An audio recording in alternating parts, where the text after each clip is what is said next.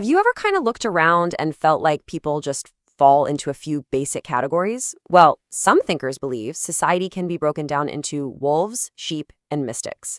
And it all comes down to one simple thing: how we deal with the systems we live in. So, as we go through this, I really want you to ask yourself a pretty direct question. Which one of these sounds like you? You gotta be honest. Okay, let's get into it. So, the source material we're digging into today lays out these three classic archetypes. Think of them as fundamental ways we navigate the world. As I describe them, see if you recognize yourself, or, maybe some people you know. Okay, first up, we've got the sheep. These are the folks who kind of follow the script, right? They live by inertia. They accept the collective chaos as just the way things are. Their choices are pretty reactive. Then you have the wolves. Now, these are the active players. They see the chaos in the system and use it for their own personal gain. They rule, they manipulate, but they don't necessarily create anything new. And finally, you have the mystics. They've looked at the whole game, seen how futile it is, and they've retreated inward. They're seeking truth and salvation away from what's going on out there. But here's where the whole thing gets a major twist. The source we're looking at argues that with chaos accelerating on a global scale, these old archetypes, they're just not cutting it anymore. I mean, think about it. To just follow along, or to rule for your own benefit, or to completely check out, none of these paths really address the core problem facing the entire system. They're insufficient for the massive challenges we're up against.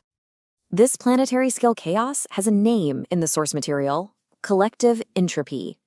The best way to think about it is like this.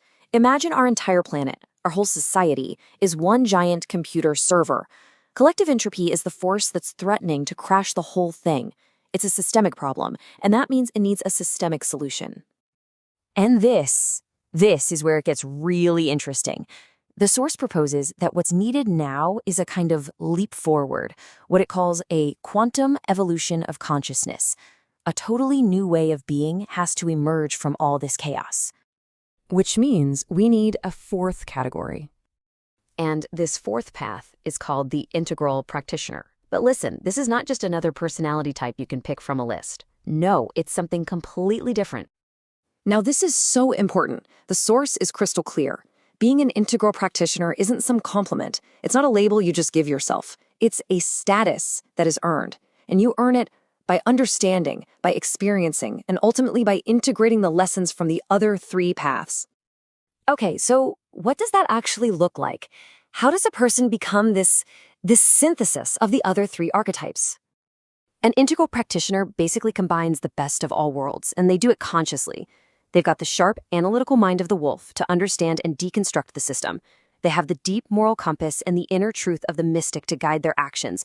And, this is crucial, they take conscious, active steps in the world. They engage. That's the exact opposite of the passive sheep. But this isn't just about, personal growth.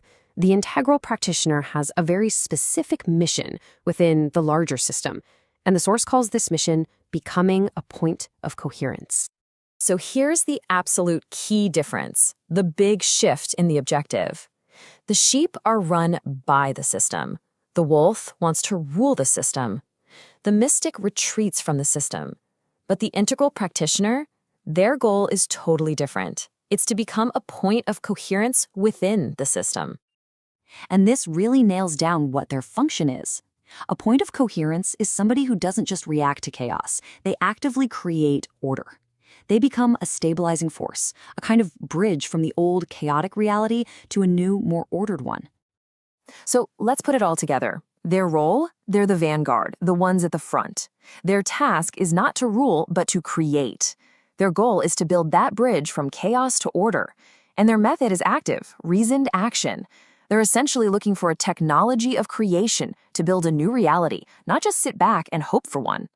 And all of this leaves us with the pretty fundamental question to think about. In a world that seems to be getting more and more chaotic, is it really enough to just find your own inner peace and retreat? Or does true wisdom actually demand that we take what we've learned and apply it through conscious, active engagement with the world? Definitely something to chew on.